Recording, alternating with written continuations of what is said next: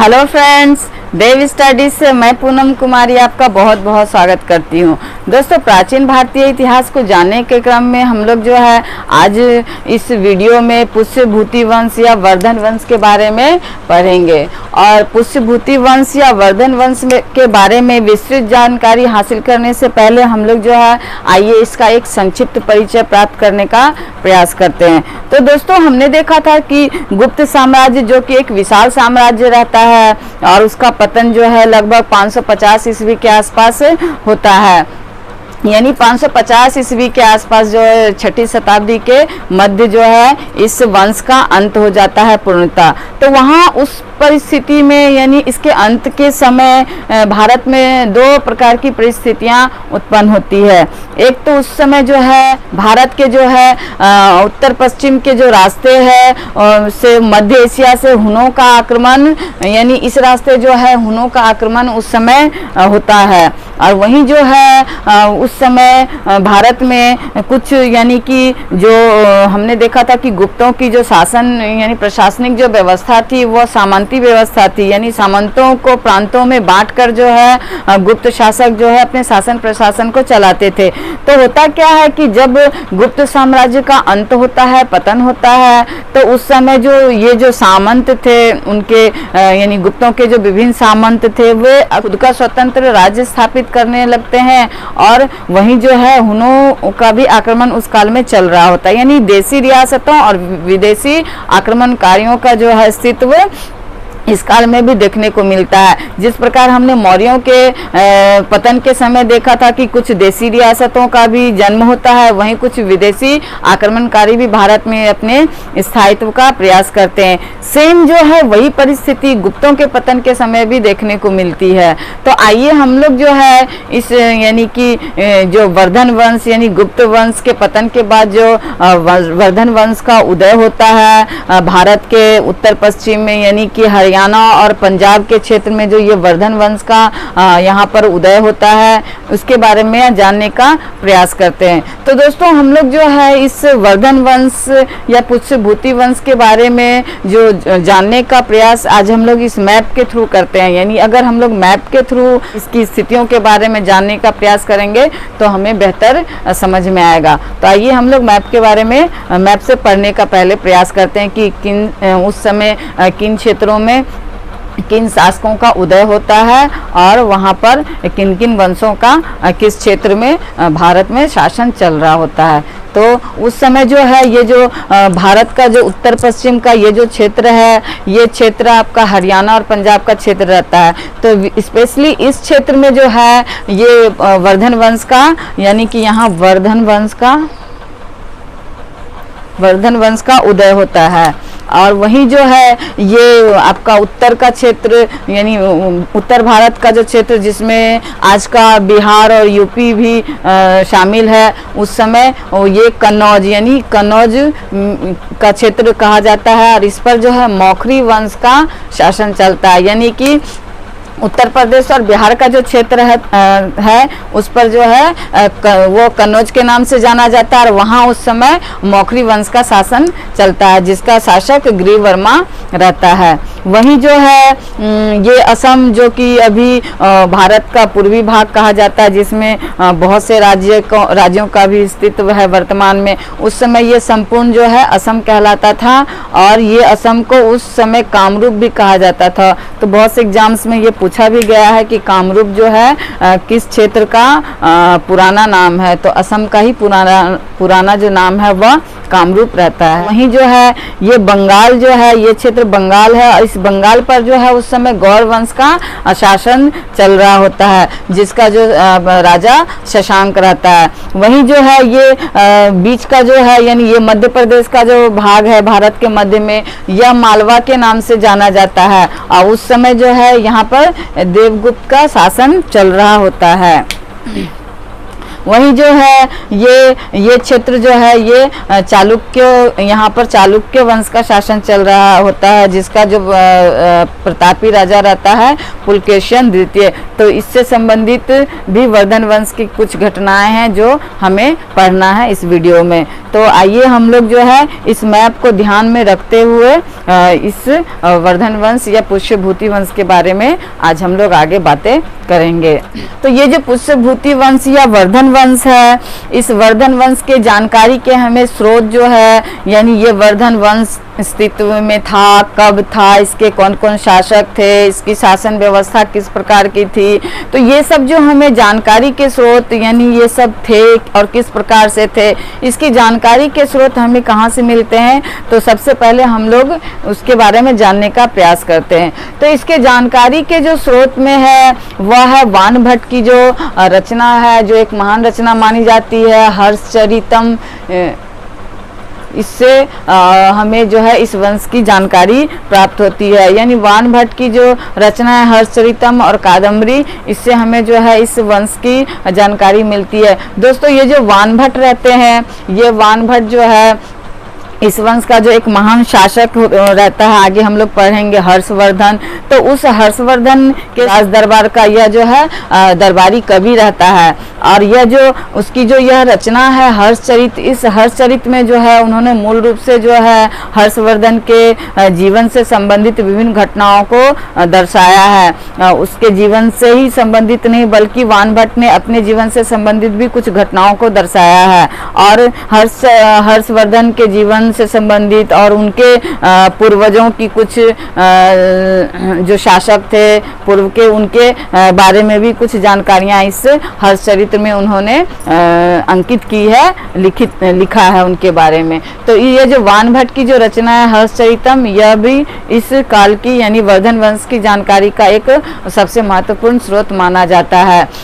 और उसकी जो हर्षचरितम और कादम्बरी है, इससे बार बार एग्जाम्स में प्रश्न भी पूछे जाते हैं, तो उनकी इस रचना को याद रखना है। तो आगे इसकी जानकारी की जो प्रमुख स्रोत है, उस प्रमुख स्रोत में जो है ह्वेन-त्सांग की जो रचना है सीयू की, से भी हमें इस काल की जानकारी मिलती है। दोस्तों ये जो ह्वेन-त्सांग है, इसे यात्रियों का राजकुमार भी कहा जाता है, और यह एक चीनी यात्री रहता है जो बौद्ध धर्म से संबंधित जानकारी प्राप्त करने के लिए वह भारत आया रहता है, और यह इसके यानी हर्षवर्धन के शासनकाल में भारत में आता है। तो उस समय जो ये ह्वेन-त्सांग की जो रचना है, जो वो भारत में भ्रमण करता है, जो वह जानकारी जो अनुभव प्राप्त करता है भारत से संबंधित, चाहे हर्षवर्धन के शासनकाल से संबंधित, उनके जीवन से संबंधित, वो सब जो है इस सीयूक में जो है वह जो पुस्तक की रचना करते हैं उसमें वह अंकित करते हैं। तो यह भी हर्षवर्धन के शासनकाल या वर्धन वंश के से संबंधित जानकारी प्राप्त करने का एक महत्वपूर्ण स्रोत माना जाता है। इसकी जानकारी का ये जो अगले स्रोत के रूप में है वह है पुलकेशिन द्वितीय का ऐहोल अभिलेख। ये जो पुलकेशिन द्वितीय है दोस्तों, ये यहाँ इस क्षेत्र में शासन करता है, और ये पुलकेशिन द्वितीय जो है ये चालुक्य वंश का शासक रहता है, और इसका जो युद्ध है यानी हर्षवर्धन के साथ होता है ये, और इस युद्ध में जो है हर्षवर्धन हार जाता है और पुलकेशिन द्वितीय जीत जाता है। तो उसके पश्चात क्या होता है, ये पुलकेशिन द्वितीय एक ऐहोल अभिलेख का निर्माण करवाता है। ये ऐहोल अभिलेख में जो है जो ये दर्शाया गया है कि हर्षवर्धन की जो और जो पुलकेशिन द्वितीय के बीच जो युद्ध होता है, उस युद्ध में हर्षवर्धन की हार होती है और पुलकेशिन द्वितीय जीत जाता है। तो इस ऐहोल अभिलेख से भी जो है इस वंश की हमें जानकारी मिलती है। वहीं जो कलहन की राजतरंगिणी है, इससे भी हमें इस वंश की जानकारी मिलती है। वैसे तो ये जो राजतरंगिणी है कलहन द्वारा रचित, इसमें कश्मीर के इतिहास का वर्णन स्पेशली मिलता है, किंतु इसमें कुछ जो है हर्षवर्धन के जीवन से संबंधित यानी इस काल से संबंधित भी कुछ जानकारियां जो है इस राजतरंगिणी में अंकित की गई है कल्हण के द्वारा। तो यह भी इसकी जानकारी के प्रमुख स्रोत माने जाते हैं। तो कुल मिलाकर जो है इसके जानकारी के स्रोत में हमने देखा वानभट्ट की हर्षचरितम और कादम्बरी, वहीं जो हेनसांग जो एक चीनी यात्री रहते हैं जो भारत में उस समय हर्षवर्धन के शासन काल में भारत की यात्रा करते हैं, उनके द्वारा जो सियुकी की रचना की जाती है उससे भी हमें इस वंश की जानकारी प्राप्त होती है। वहीं पुलकेशिन द्वितीय जो चालुक्य वंश के शासक रहते हैं उनके द्वारा जो ऐहोल अभिलेख का निर्माण करवाया जाता है उससे भी हमें इस वंश की जानकारी प्राप्त होती है। वहीं जो कल्हण की राजतरंगिणी है जो कश्मीर के इतिहास के ऊपर मुख्यतः लिखी गई है उससे भी हमें इस वंश की कुछ जानकारियां प्राप्त होती है। तो ये इसके जानकारी के स्रोत थे जिसमें हमने साहित्यिक स्रोत भी देखे और पुरातात्विक स्रोत भी देखे। आगे हम लोग है इसके प्रमुख शासकों के बारे में बात करेंगे। तो इसके जो प्रमुख शासक हुए दोस्तों, इसके प्रमुख शासकों में नरवर्धन, राज्यवर्धन प्रथम और आदित्यवर्धन ये शासक प्रमुख यानी प्रारंभिक शासक माने जाते हैं। तो ये जो नरवर्धन है दोस्तों, ये नरवर्धन का जो नाम है ये पुष्यभूति रहता है, यानी कि ये जो पुष्यभूति वंश कहा गया है, इस वंश का जो नामकरण किया गया है पुष्यभूति वंश या वर्धन वंश, तो ये जो नरवर्धन है ये पुष्यभूति का ही नाम रहता है। दोस्तों ये जो हर्षचरितम है, इस हर्षचरितम में जो है इसके यानी कि इस वंश के जो संस्थापक है, इस वंश के जो पहले शासक है उसका नाम इस हर्षचरितम में वानभट्ट ने पुष्यभूति दर्शाया है। किंतु जो हर्षवर्धन के द्वारा जो विभिन्न अभिलेखों का निर्माण करवाया गया जिनमें बांसखेड़ा, सोनीपत और मधुबन का जो अभिलेख है, ये इन अभिलेखों में कहीं पर भी है जो पुष्यभूति का नाम नहीं दर्शाया गया है, बल्कि इन अभिलेखों में जो है नरवर्धन का ही नाम दिया गया है। तो इसलिए जो है इतिहासकारों में इस बात से मतभेद है कि इस वंश के संस्थापक पुष्यभूति रहे होंगे। यानी कि जो हर्षवर्धन के द्वारा जो अभिलेख लिखे गए हैं, प्राप्त हुए हैं, स्तंभ लेख या अभिलेख, उसमें जो कहीं पर भी पुष्यभूति का जिक्र नहीं किया गया बल्कि नरवर्धन का जिक्र किया गया। वहीं जो वानभट्ट द्वारा हर्षचरित की रचना की गई उसमें जो है इस वंश का संस्थापक जो है वह पुष्यभूति को माना गया है। तो आइए हम लोग जो है यानी कि ये जो नरवर्धन है, राज्यवर्धन, आदित्यवर्धन, इन तीनों के द्वारा यानी इन तीनों के बारे में ज़्यादा हमें कुछ पढ़ना नहीं है। ये जो नरवर्धन या पुष्यभूति जो रहते हैं इनके द्वारा जो है इस वंश की स्थापना की जाती है। और ये जो है राज्यवर्धन प्रथम और आदित्यवर्धन, ये तीनों जो है यानी नरवर्धन, राज्यवर्धन, आदित्यवर्धन जो है यह महाराज की उपाधि धारण करते हैं। और हमने देखा था कि उस काल में जो महाराज की उपाधि वो धारण करते थे, यानी विभिन्न शासकों के द्वारा विभिन्न उपाधियां धारण की जाती थी उस काल में।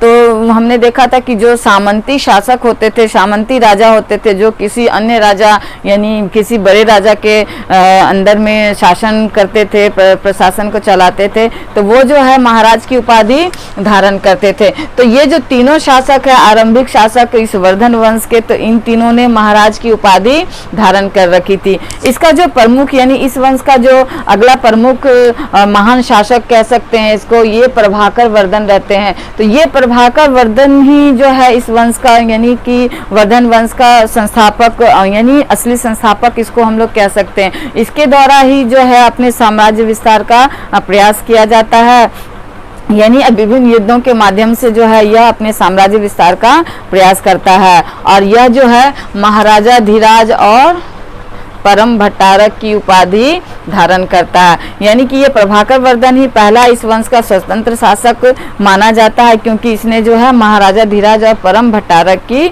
उपाधि धारण की थी। तो महाराजा धीराज की उपाधि उस काल में वही शासक धारण करते थे जो कि स्वतंत्र शासक होते थे, बल्कि ना कि सामंती शासक। तो इस वजह से इतिहासकारों का अनुमान है कि ये जो प्रभाकर वर्धन है यह इस वंश का प्रथम स्वतंत्र शासक रहा होगा।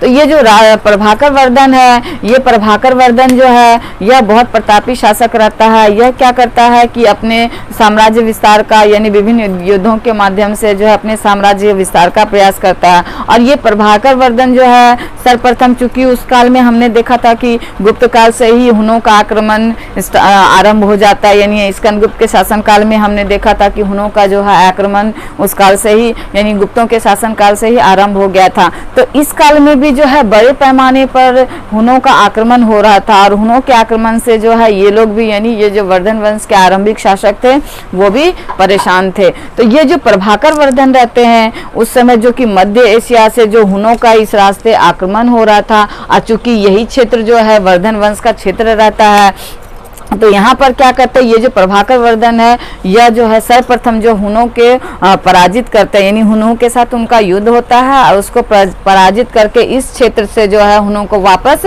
मध्य एशिया के रास्ते वापस भेज देते हैं। तो प्रभाकर वर्धन और हुनों के बीच युद्ध होता है और हुन जो है इनसे इतना डरते हैं, यानी इनके नाम से भी डरते थे और वह इस क्षेत्र को इसके शासनकाल तक क्रॉस ही नहीं कर पाते हैं। तो इनसे संबंधित एक महत्वपूर्ण बात यह है कि इन्होंने हुनों को पराजित करके उसे वापस भेज देता है।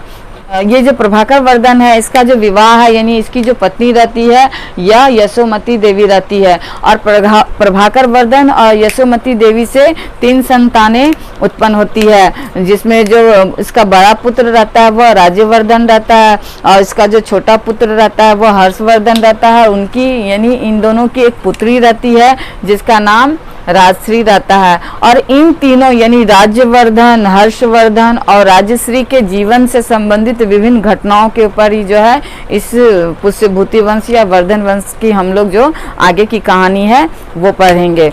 तो ये जो वर्धन वंश है दोस्तों, इसकी जो राजधानी है यह थानेश्वर रहती है, जो कि हरियाणा का क्षेत्र रहता है, यानी हरियाणा का क्षेत्र जो है थानेश्वर को ये लोग जो वर्धन है, वर्धन शासक, ये उसकी अपनी राजधानी बनाते हैं। और ये जो प्रभाकर वर्धन है, यह प्रभाकर वर्धन जो अपनी ये जो उनकी पुत्री रहती है, इस पुत्री का विवाह जो उत्तर भारत का जो ये क्षेत्र रहता है जिसे कनौज के नाम से जाना जाता है, उस कनौज पर उस समय मौखरी वंश का शासन चल रहा होता है और उसका जो शासक रहता है ग्रीवर्मा, उसके साथ क्या करता है ये प्रभाकर वर्धन अपनी पुत्री जो है राजश्री का विवाह करता है। प्रभाकर वर्धन की एक गंभीर बीमारी के कारण क्या होता है कि अचानक मृत्यु हो जाती है और प्रभाकर वर्धन की मृत्यु के पश्चात उनकी जो पत्नी रहती है जो यशोमती देवी, वो भी उनके साथ सती हो जाती है। तो हमने देखा था गुप्त काल वाले वीडियो में कि उस समय जो है सती प्रथा का आरंभ हो चुका होता है। जो हमने एरन अभिलेख देखा था भानुगुप्त के द्वारा जिसका निर्माण 510 ईस्वी में किया गया था, तो उसमें हमने उस अभिलेख में सती प्रथा का जिक्र उस अभिलेख में किया गया था। तो हमने पिछले वीडियोज में इसके बारे में बातें की थी। तो उस समय चूंकि गुप्त काल से ही सती प्रथा का आरंभ हो चुका था, तो यहाँ पर जब प्रभाकर वर्धन की मृत्यु होती है तो उनकी जो पत्नी रहती है यशोमती देवी, यह भी उनके साथ सती हो जाती है, यानी दोनों की मृत्यु हो जाती है। उसके पश्चात जो है ये जो राज्यवर्धन रहता है प्रभाकर वर्धन, इसका जो बड़ा पुत्र रहता है यह क्या करता है, शासक बनता है, राजा बनता है।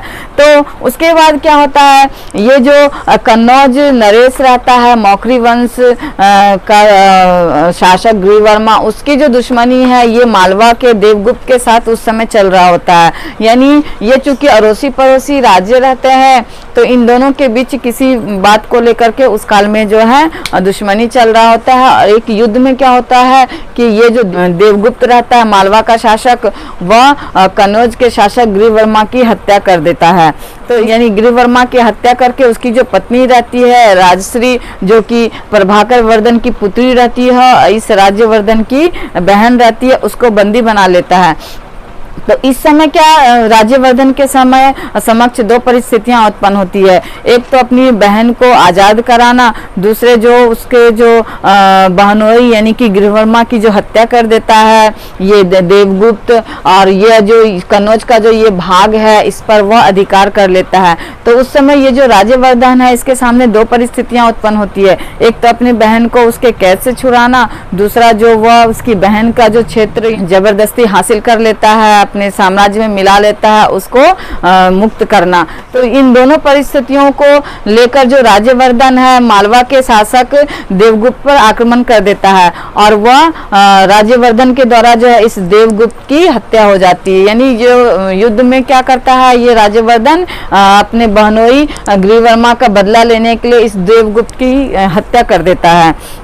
इसके पश्चात क्या होता है, जब इस देवगुप्त की हत्या हो जाती है तो ये जो बंगाल का जो क्षेत्र रहता है जिस पर उस समय इस गौर वंश का शासन चलता है, जिसका शशांक जो है राजा रहता है, इस शशांक की जो है दोस्ती, यानी ये देवगुप्त और शशांक आपस में दोस्त रहते हैं। तो जब ये शशांक जानता है कि उसके दोस्त की मृत्यु हो जाती है, यानी राज्यवर्धन के हाथों जब वो जानकारी उससे मिलती है कि उसके दोस्त की हत्या हो जाती है, मृत्यु हो जाती है, तो वह क्रोध में आता है और वह क्रोधित होकर के क्या करता है, जो यानी कि वर्धन वंश का जो ये राज्यवर्धन शासक रहता है, प्रभाकर वर्धन का बड़ा पुत्र रहता है, उसकी जो है धोखे से हत्या कर देता है। यानी कि ये शशांक के द्वारा जो है इस वंश के यानी जो शासक रहते हैं उस समय राज्यवर्धन, जो प्रभाकर वर्धन का बड़ा पुत्र रहता है और हर्षवर्धन का बड़ा भाई रहता है, उसकी हत्या धोखे से ये शशांक के द्वारा कर दी जाती है। दोस्तों इस शशांक जो है, इस शशांक से संबंधित और एक प्रश्न एग्जाम्स में पूछे जाते हैं कि ये जो शशांक है ये शैव मत का अनुयायी रहता है। हमने गुप्त काल में देखा था कि किस प्रकार शैव धर्म और विष्णु धर्म का उस समय बड़े पैमाने पर उदय होता है, विकास होता है। तो ये जो शशांक है ये शैव धर्म का अनुयायी होता है और यह क्या करता है कि उस समय गया में जो बोधि वृक्ष होता है वो बोधि वृक्ष को ये क्रोध में आकर के कटवा देता है। तो इससे एक प्रश्न एग्जाम्स में कई बार पूछे गए हैं कि जो गया का जो बोधि वृक्ष होता है, जो बौद्ध धर्म से संबंधित वृक्ष माना जाता है, इसको जो है किस शासक ने कटवाया था। तो ये बंगाल का गौर शासक रहता है शशांक, उसके द्वारा इस वृक्ष को कटवाया जाता है। तो ये शशांक क्या करता है, इस राज्यवर्धन की हत्या कर देता है धोखे से। तो जब राज्यवर्धन की हत्या हो जाती है, मीन्स शशांक के द्वारा जो बंगाल का शासक रहता है उसकी द्वारा राज्यवर्धन की धोखे से जब हत्या हो जाती है, तो उस समय जो हर्षवर्धन जो है वह मात्र 16 वर्ष की आयु में रहता है। यानी 590 ईस्वी के आसपास इसका जन्म होता है और इस समय जिस समय राज्यवर्धन की हत्या होती है वह 606 ईस्वी के आसपास की यह घटना है। तो इस समय हर्षवर्धन जो है वह मात्र 16 वर्ष की आयु का रहता है। यानी हर्षवर्धन की जो है मात्र 16 वर्ष की आयु में जो है वह राजा बनता है, शासक बनता है। और इस 16 वर्ष की आयु में उसके पास देखिए किस प्रकार की परिस्थितियां थी। एक तो उसके माता पिता नहीं थे, उसके बाद उसके बड़े भाई की हत्या हो गई थी, दूसरा उसके बहनोई की भी हत्या हो गई थी और बहन भी जो है वह किसी अन्य शासक के द्वारा बंदी बना ली गई थी। यानी मात्र 16 वर्ष की आयु में जो है हर्षवर्धन जो है वह इन समस्याओं के बीच शासक बनता है। उसके पास एक बहुत ही विस्तृत चुनौतियां उसके समक्ष रहती है उस समय, जिसमें उसे अपनी बहन को बंदी जो बना ली जाती है उससे भी आज़ाद कराना रहता है, प्लस जो ये कन्नौज का जो शासन यानी क्षेत्र रहता है वह भी उसके हाथ से निकल जाता है, प्लस अपने जो ये हरियाणा और पंजाब का जो क्षेत्र रहता है उसे भी वो अपने यानी कि कब्जा में करना रहता है। तो इन विकृत समस्याओं के बीच जो है वह 16 वर्ष की आयु का एक लड़का जो है शासक बनता है। वह किस प्रकार से अपने शासन व्यवस्था को चलाता है, अपनी चुनौतियों को किस प्रकार से वह यानी अपनी चुनौतियों का किस प्रकार सामना करता है, उसमें विजय प्राप्त करता है, इससे संबंधित जो बातें हैं हम लोग अगले वीडियो में जानने का प्रयास करेंगे। तो अगर आपको मेरा यह वीडियो पसंद आता है तो मेरे चैनल को लाइक और सब्सक्राइब जरूर करें। धन्यवाद दोस्तों।